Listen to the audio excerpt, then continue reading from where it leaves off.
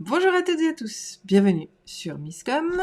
Pour ceux qui me découvriraient dans cette vidéo, je suis Claire Négrier, révélatrice de personnalité d'entreprise. Depuis 12 ans, j'accompagne les entrepreneurs, qu'ils soient indépendants, TPE ou PME, ambitieux, dans leur communication et leur marketing pour communiquer de manière éthique, authentique et surtout efficace auprès des clients qu'ils veulent vraiment. Cette semaine sur Misscom, on aborde... J'ai eu envie parce que c'est la saison où on va le développer et où on va le retrouver de plus en plus. Donc forcément, et in fine, que ce sera peut-être le plus efficace pour vous. Ce sera un support intéressant, alors que ce soit pour cette année, pour la fin de l'été ou pour l'année prochaine ou les années suivantes. On aborde la notion de marketing urbain. Alors c'est un petit peu différent que le street marketing. Le street marketing, lui, est vraiment et uniquement focalisé sur les choses qui se trouvent dans la rue. Distribution de flyers, distribution de magazines, il peut y avoir un petit peu la PLV, comme ces pancartes qu'on va retrouver. Les bonhommes pubs font partie du street marketing aussi. On le retrouve beaucoup plus aux États-Unis qu'en France, mais ce sont ces gens qui sont déguisés ou qui tournent des panneaux pour inciter les gens à rentrer dans le commerce. Là, on est sur du street marketing. Le marketing urbain est beaucoup plus large que cela, et si ça vous interpelle ou vous avez des questions, je vous invite à voir les 2 précédentes vidéos que vous retrouverez en lien dans la description de celle-ci, pour savoir un petit peu ce qu'il en est et qui ils sont.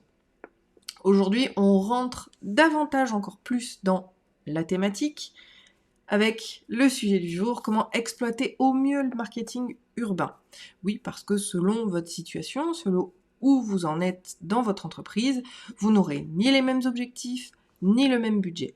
Donc il est important de savoir, qu'est-ce que vous pourriez faire avec ça ? Parce que, vous le savez, mon adage et ma mission Misscom, c'est vraiment de vous donner accès à la compréhension de ce que c'est que le marketing et la communication et vous éviter de faire des erreurs. On en fait tous, bien sûr, mais si je peux vous éviter de perdre votre temps, votre argent, votre énergie, j'ai gagné ma mission. Donc, comment exploiter au mieux le marketing urbain ? Je l'ai dit il y a 2 secondes. Déjà, il faut voir où vous vous situez. Le marketing urbain, on a vu, il est saisonnier. Il faut vraiment le voir comme ça. Alors peut-être que selon votre domaine d'activité, la saisonnalité ne sera pas la même. Comme je le dis, il y en a quand même beaucoup qui exploitent cet axe de communication pendant la période estivale, dès qu'il y a les beaux jours. Bah oui, puisqu'il s'agit d'être dans la rue. Donc si les gens ne sont pas dans la rue, c'est un peu plus compliqué. Par contre, on aura beaucoup plus tendance à vouloir prendre un café en terrasse pour l'été, raison pour laquelle ce type de support aura beaucoup plus d'impact et donc forcément de succès pendant l'été, mais vous en avez d'autres aussi, je pense notamment aux vitrines de Noël, qui vont vous permettre, donc la période de Noël, où les gens font beaucoup les boutiques et affrontent le froid et n'ont que faire qu'il y ait du soleil ou pas, puisqu'ils cherchent leurs cadeaux. Donc, on sait qu'à cette période-là aussi, il y a un intérêt à pourquoi pas faire une démarche de marketing urbain. On l'a vu dans la vidéo de mardi, dans le marketing urbain, il y a bien évidemment des médias de masse, d'accord ? C'est ce qu'on appelle le mass média, ce sont des médias de très grande écoute, pour le coup, en marketing urbain, de très grande taille, qui ont un budget énorme. Donc déjà là, pour moi, vis-à-vis de ceux à qui je m'adresse, qui sont les entrepreneurs ambitieux, on a beau avoir de l'ambition et mettre les moyens qu'il faut, on n'a souvent pas les moyens de faire, puisque ça fonctionne sur un réseau, c'est pas un seul panneau. Alors à moins que ce soit un particulier qui ait mis un panneau dans son jardin, où là c'est différent, mais bien souvent, les panneaux font partie en fait d'un parc de panneaux, et donc d'un réseau. Et quand on pense à l'affichage, cet affichage-là va être réfléchi sur plusieurs semaines. Les packs sont sur X panneaux, souvent un réseau d'une 30aine ou d'une 50aine de panneaux, et pendant une certaine durée. Oui, parce que pour avoir de l'impact, il ne faut pas être là juste une fois. Donc celui-ci, je ne vais pas en parler, tout simplement parce que pour moi, il est hors champ d'acquisition pour vous.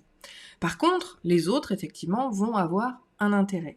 Donc déjà, premier point, on l'a vu, c'est d'être sur du marketing local. D'accord ? Si vous n'avez pas une ambition locale au niveau de votre développement d'entreprise, vous n'aurez pas intérêt à faire de marketing urbain, parce que vous serez un peu trop hors sujet. Maintenant, je pense qu'on peut tous quand même rentrer dans la case du local, que l'on soit digitalisé ou non, mais c'est à vous vraiment de voir le choix que vous en ferez. Si vous êtes comme moi 100% digitalisé, moi je fais très très peu de local, même si justement c'est mon objectif et mon ambition 2023, et oui, je suis déjà à réfléchir à 2023, il n'empêche que il est important et intéressant voilà, de remettre les choses en exergue. On peut le prévoir dans un futur plus ou moins proche, mais à l'instant T, voilà, si vous n'avez aucun client, ni aucune façon d'être présent en physique, localement, alors ce ne sera pas pour vous.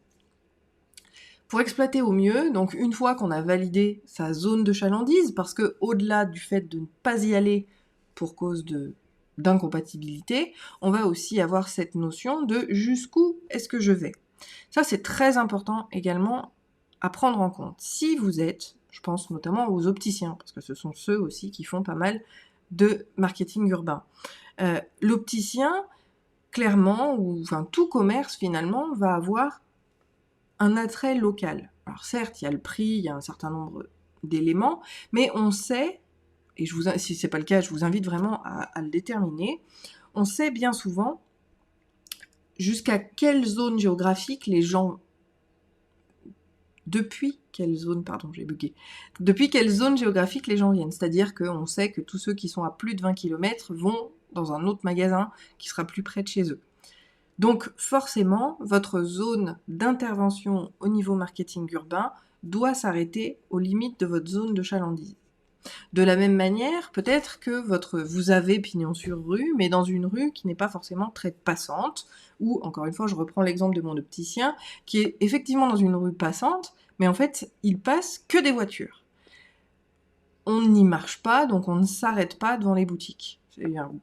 C'est bien d'ailleurs le problème des magasins de cette rue-là, dans cette ville, c'est que comme c'est une rue passante en voiture, et que les gens ne s'arrêtent pas, il y a énormément de turnover dans les boutiques. Donc là, petit tips pour ceux qui regarderaient ça avant même de se lancer, assurez-vous que si vous souhaitez ouvrir une boutique à pignon sur rue, assurez-vous que la rue soit à minimum piétonne et qu'il n'y ait pas trop de passage de voitures parce que ça limite vraiment le passage des gens et donc forcément ça amoindrira votre aspect.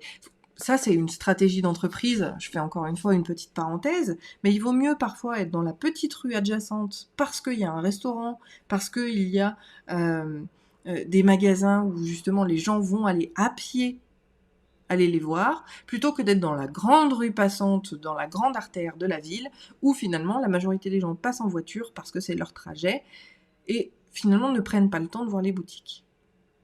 Et donc forcément, ça implique aussi de mettre de la PLV, de mettre du marketing urbain aux endroits opportuns. C'est-à-dire, je reprends cet exemple-là, d'être finalement dans la petite rue qui est passante, ça ne m'empêche pas, parce que j'en ai l'opportunité, bien sûr, de mettre de la PLV, donc ça peut être un chevalet, ça peut être un affichage spécifique, je sais pas moi, sur les poteaux électriques, si la ville, bien évidemment, l'autorise. Toujours vérifier l'autorisation auprès de votre administration selon les arrêtés municipaux, préfectoraux, qui pourraient avoir un impact sur votre marketing urbain. Néanmoins, vous avez ça qui est possible de faire. Mettre un visuel sur une artère passante vous apportera toujours plus de retour que si vous le mettez uniquement sur une vitrine où les gens passent en voiture. Donc vous voyez, c'est le degré aussi, et c'est là où je parle de comment exploiter au mieux le marketing urbain, c'est vraiment d'arriver à comprendre et à intégrer ces spécificités-là. C'est pas parce qu'on a une vitrine qui est sur une grande route passante qu'on a vraiment beaucoup de visibilité. Et donc c'est là où on va aller vraiment jouer franc jeu et essayer de trouver les solutions qui sont les mieux placées. D'accord ? Vous pourriez également avoir, alors j'aime bien la notion de mobilier urbain mobile. Donc tout ce qui va être covering de voiture. Alors le covering, ça peut être un intégral, ça peut être un semi-covering, ça peut être l'habillage de véhicules simple par magnet, par exemple. Tous ces différents-là, je vous ai mis le lien hier, je vous le remettrai aujourd'hui dans la description de cette vidéo. Le covering, c'est vraiment un élément ultra intéressant parce que justement, dans la route, sur notre fameuse route passante, on ne voit pas la vitrine, par contre, on va voir la voiture qui est devant nous et qui va effectivement pouvoir nous donner les informations sur la publicité des éléments nécessaires pour rejoindre le magasin. Et puis, comme je le disais, radin malin, l'avantage, c'est que vous pouvez proposer, parce que vous savez que vous passez dans des zones très passantes et que ça peut être très intéressant pour les boutiques, vous pouvez leur proposer votre véhicule en covering, vous faites de la location de covering pour leur faire de la publicité pendant X temps et être rémunéré vis-à-vis de vos trajets. C'est un petit tips radin malin que n'importe qui peut faire. Il n'y a aucune réglementation vis-à-vis de ça. Si vous voyez que, je sais pas, je reprends à nouveau mon exemple d'opticien, si j'avais effectivement beaucoup de passages dans sa ville, si je tournais en voiture relativement souvent dans sa ville, le fait de mettre en covering sa publicité sur mon véhicule lui apporte une grande visibilité. Il faut savoir que on a une moyenne à peu près de 2000 vues par jour sur des trajets standards au niveau de la voiture. Donc, une vue de 2000 personnes, il y en aura toujours dans le lot qui seront effectivement intéressés par ce que l'on propose. Encore une fois, tout dépend du domaine d'activité. Donc, exploiter au mieux, c'est connaître un petit peu où sont bien sûr ses clients, où est-ce qu'on va être à leur rencontre, parce que on est un peu trop centré en général. Et vis-à-vis de son marketing et de sa communication, on n'y échappe pas non plus. Il vaut mieux essayer de diffuser l'information en étant en partenariat avec d'autres commerçants, par exemple. J'affiche ma pub chez toi et j'affiche ta pub chez moi. Ça aura beaucoup plus d'impact que j'affiche ma pub chez moi. Notre publicité, elle n'a pas à être sur notre lieu. Bon, sauf si on veut promouvoir tel produit ou tel autre. Mais là, on n'est pas sur la communication de l'entreprise elle-même, c'est sur les produits spécifiques et c'est encore un autre moyen de gagner en visibilité. Et puis en plus de ça, quand c'est intramuros, on n'est plus dans le marketing urbain, on est dans la publicité sur lieu de vente qui est une autre thématique. Mais au niveau du marketing urbain, essayez de voir vraiment ce qui va être le plus efficace pour vous par rapport à où passent, comme je le disais, vos potentiels clients. Marketing urbain, il y en a un dont on a cité, alors qui n'est pas si urbain que ça, mais que je rentre quand même dedans, c'est les fameux sacs à pain. Si vous savez que votre clientèle mange du pain matin, midi et soir, plus à 4 heures pour les enfants, ça fait 4 fois, vous êtes visible 4 fois dans son environnement personnel, donc il y a plus d'impact. Allez chercher toujours l'efficacité à la fois dans la diffusion, combien de fois un client potentiel va voir ma communication, et également en termes de message. Quel message va avoir le plus d'impact? Si je reprends un petit peu le covering sur voiture, parce que je suis capable d'en parler assez bien, puisque j'en crée pour mes clients, quand c'est opportun. Le covering a cet avantage-là d'être vu et d'avoir des informations spécifiques. Il faut toujours miser sur l'arrière du véhicule. Les côtés latéraux ou le devant est quasiment invisible, en sachant qu'on n'a pas le droit d'habiller la vitre. D'accord ? Le pare-brise avant a une interdiction d'être habillé. Donc le pare-choc avant n'est pas très visible, donc il va nous rester éventuellement les côtés, sauf que les côtés, quand on est stationné, ils ne se voient pas. Les stationnements en épi ne se voient pas. Les stationnements linéaires, le bord du trottoir, c'est pareil, quand une personne marche dans la rue, on la voit très peu. Finalement, le véritable covering qui va fonctionner, c'est celui qu'on met à l'arrière du véhicule, parce que c'est là où il sera toujours le plus visible, et quand on est dans les bouchons, il faut se mettre en situation. La personne qui attend derrière nous ne voit que le derrière de notre véhicule. Donc c'est là où on aura beaucoup plus d'impact. De la même manière, en termes d'information vis-à-vis de ce support, il ne faut pas chercher à mettre vos services. Il ne faut pas chercher à mettre votre logo en trop gros. Tout ça parce que la mémoire d'une personne va fonctionner, en 3 secondes, elle a mémorisé, elle ne va plus le regarder. Qu'est-ce qui va lui rester ? Souvent, quand c'est un visuel, c'est très futile. C'est-à-dire que la mémoire ne va pas l'enregistrer. C'est le principe de la communication de répétition, c'est que pour pouvoir ancrer et que qu'une personne pense à notre marque, il faut une répétition de 7 à parfois 25 fois, selon le support utilisé, pour qu'on crée un ancrage effectivement au niveau du cerveau et que la personne puisse penser à nous en cas de besoin. Non. Ce que les gens vont garder en tête, et ce sont des évolutions qu'il faut prendre en compte pour exploiter au mieux son marketing urbain, c'est aussi la façon dont fonctionnent les gens. Avant, on prenait des notes. on avait un calepin, un stylo, on avait toujours quelque chose pas loin pour prendre des notes. Aujourd'hui, plus rien. On ne fait même plus de photos de ce qui pourrait nous intéresser. Leur réflexe principal pour 96% des gens de la population aujourd'hui, c'est Google. Donc les informations qui doivent rester ne sont pas le détail complet de vos services. Sauf si vous en avez qu'un, vous pouvez le noter. Mais si vous en avez plusieurs, ça va être compliqué de tout mettre pour rester encore une fois visible. L'idée, c'est ok, la visibilité c'est bien, c'est le principe du logo. Le logo, on va pouvoir l'afficher de partout, on peut le répéter autant qu'on veut. Bon, le logo s'ancre et donc la personne, quand elle le voit, elle le reconnaît. Ok, là ça marche. Par contre, par rapport au covering ou l'habillage de véhicule, quelle que soit la méthode, covering, semi-covering ou autocollant, on va se retrouver avec des informations. La personne vous voit, voilà. Le principe, tous les métiers du bâtiment vont avoir un intérêt à faire du covering, et c'est d'ailleurs pour ça qu'ils l'exploitent au maximum, parce que ils interviennent sur les chantiers, parce qu'ils sont assez mobiles, et que donc forcément ils vont pouvoir interagir, ou en tout cas intéresser pratiquement n'importe qui passerait devant leur véhicule et qui verrait leur publicité. Malgré tout, il faut quand même donner les bonnes informations pour que les personnes puissent vous retrouver. Comme je le disais, c'est 3 secondes. Ils regardent 3 secondes et après ils détournent le regard. En 3 secondes, il faut que la personne puisse avoir le minimum d'informations nécessaires pour vous trouver. Et donc pour vous trouver via un réflexe de Google. Donc le principe, vis-à-vis de ce marketing donc urbain mobile, c'est de toujours donner le domaine d'activité. D'accord ? C'est le plus important. Par exemple, nettoyage bureau. Nettoyage à domicile, qu'on puisse comprendre quel est votre domaine d'activité, quelle est votre spécificité. Après, on ira voir si effectivement vous convenez par rapport à ce que moi je recherche. Mais on va rester sur l'information du domaine, d'accord ? Moi, je le fais notamment pour des clients en secrétariat. J'en ai beaucoup qui prennent l'habillage de véhicule. On va mettre secrétariat, assistance téléphonique. On met l'expression la plus courte possible et celle qui définit le plus simplement possible cette information-là.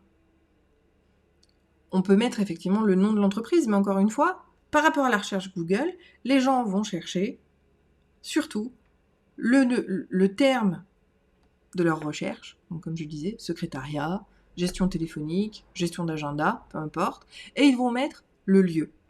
C'est pour ça que dans le covering, attardez-vous sur le lieu. Et les codes postaux, on ne les reconnaît pas, on ne les enregistre pas. Donc ce qu'il faut mettre, c'est la ville. Secrétariat, Lyon. Bon, ça reste quelque chose de très très large et de très répandu. Donc pour arriver à ressortir vis-à-vis de cette recherche, on va rajouter quelques mots, parce que les coverings, on n'a pas que 2 mots. On peut éventuellement aussi mettre le numéro, parce que même si 96% des gens auront le réflexe d'aller regarder sur Google, il y en a encore certains qui prennent des notes ou qui prennent le covering en photo pour pouvoir récupérer les informations et les coordonnées. Donc mettez-les quand même, mais restez toujours focus sur 1. Le domaine d'activité, 2. Le lieu d'activité ou la zone d'activité. Et bien sûr, synergie des communications, il est impératif de travailler le référencement puisque le réflexe des gens sera effectivement de chercher cela. Alors, vous pouvez bien sûr rajouter le nom de votre entreprise. Si jamais la personne a réussi à le mémoriser, elle vous trouvera beaucoup plus facilement. Si je mets nettoyage long clean-up, mettons, probablement que ça existe, peut-être pas forcément sur Lyon, mais voilà, c'est juste pour vous donner un exemple. Nettoyage maison clean-up Lyon, je suis sûre de tomber sur le site web. Faut-il encore avoir un nom qui soit mémorisable assez facilement. Malgré tout, il y a des gens qui vont être qui vont le mémoriser plus facilement, d'autres moins. Après, ça, c'est pour chacun et on ne peut pas travailler là-dessus, on ne peut pas rentrer dans ce niveau de détail-là, il faut répondre à un maximum de monde. Exploiter au mieux le marketing urbain, c'est donc donner les informations essentielles, soyez bref et concis, d'accord ? Même si on est sur une petite affiche, même si on est sur un flyer, on l'a peu abordé, le flyer, notamment vis-à-vis de la restauration, doit avoir vraiment cette information-là. L'événementiel, d'accord, quand vous donnez rendez-vous, il faut mettre la date, l'objet, l'horaire, et en petit, l'adresse. Mais pour que ça matche, encore une fois, c'est 3 secondes, je juge si ça m'intéresse ou pas, il faut que j'ai les infos essentielles au premier regard. Donc on met vraiment en avant soirée étudiant, Bon, je prends par rapport à ce que c'était que chez moi à l'époque, hein, il y a 20 ans. Soirée étudiant, premier jeudi du mois, shooters offerts. On met les informations les plus importantes en évidence parce que ce seront les seules qui seront vues et lues. Donc de manière totalement générale, vis-à-vis du marketing urbain, on va fonctionner en termes de mots-clés. Ça, c'est une erreur que je vois beaucoup de clients faire avant qu'on travaille ensemble, c'est qu'ils ont tendance à trop rédiger. Les supports urbains, c'est 3 secondes. Majoritairement pour tous les supports, c'est le cas, mais notamment vis-à-vis d'Internet, on peut mettre plus de texte parce que les gens vont prendre plus de temps à le lire. Par contre, sur le marketing urbain, c'est vraiment essentiel de rester focus uniquement sur les mots-clés. Ensuite, vous allez avoir effectivement la zone donc de distribution. Et puis, le message associé. Comme je le disais, donc j'ai pris l'exemple sur ces termes clés. Bien évidemment, ça implique que vous connaissez votre audience, vous savez quel mot elle recherche, vous savez quel problème elle a, pour pouvoir le mentionner et attirer son attention. Ensuite, on a ce niveau de lieu de distribution. C'est pas uniquement sur le lieu de vente, ça peut être dans les commerces adjacents, à côté, ou du moins de la même localité. Ça peut être des partenariats en co-branding pour développer effectivement la notoriété de la marque. Ça va être, comme je le disais, par exemple, vis-à-vis du covering, de trouver des moyens de gagner en visibilité sur une zone qui reste dans votre zone de chalandise, mais qui soit un petit peu plus éloignée de votre environnement physique. Il est très important de travailler là-dessus. Et bien sûr, travailler sur la longévité. Le flyer, qui a une durée de vie de quelques secondes, il est spécifique. Chaque fois qu'il y a un événement, il y a un flyer différent. Mais finalement, vis-à-vis de votre marketing urbain, ça va être essentiel de le faire aussi de cette manière-là. Et forcément, ça engendre un coût important. Donc, il faut prévoir le budget et prévoir les messages que vous allez diffuser et les offres desquelles vous allez parler. Quand on est sur de la notoriété et qu'on va juste dire « nouveau magasin ici », puisque je vous en ai déjà brièvement parlé à la fin, il y en a tellement que de toute façon je ne peux pas tout aborder, mais par exemple le fait d'avoir une enseigne, d'accord ? Vous êtes en création, tant pis vous allez dépenser 50 balles de plus, mais si vous êtes en création, que vous venez d'avoir votre local, faites afficher en gros changement de propriétaire ou nouvelle affaire et précisez ce que ça va être. C'est ultra important, je vois trop, là encore, de mon expérience personnelle quand je passe changement de propriétaire, changement ou nouveau commerce en cours de création. Ok, ça a une notion de teaser. Sauf que les gens, ils le voient plus, ils le voient une fois et après ils le voient plus du tout. Et en plus de ça, ils s'en désintéressent parce qu'on ne sait pas ce qui va ouvrir. Le jour où on sait, où vous mettez un bandeau, vous mettez une enseigne qui dit changement de propriétaire, nouveau restaurant, et vous mettez la spécialité, italien, végan, peu importe, chinois, on s'en fiche, mettez votre spécialité, mettez ce que vous allez faire, vous avez un degré supplémentaire et le teasing est beaucoup plus intéressant parce que les gens savent, dès la première fois où ils le voient, ce qu'il va y avoir. Et donc, ils savent tout de suite si c'est quelque chose si c'est un lieu où ils vont aller ou pas. Mais au moins, c'est plus efficace. Encore une fois, je vous le rappelle, c'est vraiment mon focus aujourd'hui, c'est de vous rendre non seulement la communication accessible, mais surtout de vous aider à la faire devenir efficace pour qu'elle fonctionne et qu'elle vous rapporte effectivement des clients, puisque c'est le but ultime de la communication. En tout cas, voilà un petit peu comment exploiter au mieux le marketing urbain. Toujours être dans la zone de chalandise de vos clients et clients potentiels. Toujours communiquer des messages courts, mots-clés, sur des termes qui sont attendus et recherchés par votre audience et qui vont reprendre effectivement les problématiques, quand c'est des problématiques. Toujours essayer de voir comment vous pourriez faire du marketing urbain différent de ce qu'on a pu voir, dans les limites de l'acceptation, bien évidemment, du marché et des autorisations possibles. Et bien sûr, apporter des informations ultra précises et spécifiques par mots-clés pour avoir davantage d'impact sur votre communication.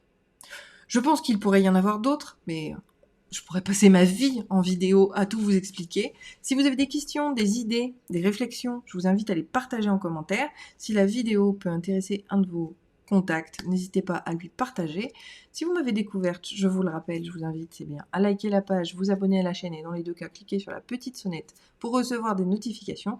Et si cette vidéo vous a aidé, je vous invite à mettre un pouce en l'air à celle-ci. Je vous souhaite un très bon appétit. On se retrouve lundi pour une nouvelle thématique, demain en live sur Facebook pour les questions-réponses. Il y a plein de nouveautés qui arrivent pour septembre, donc j'espère que vous serez en rendez-vous. Si ça vous inspire, vous pouvez aussi m'envoyer un message pour savoir ce qui va se passer. On se retrouve lundi pour une nouvelle thématique, demain en questions-réponses. Je vous souhaite une très bonne journée, un très bon appétit.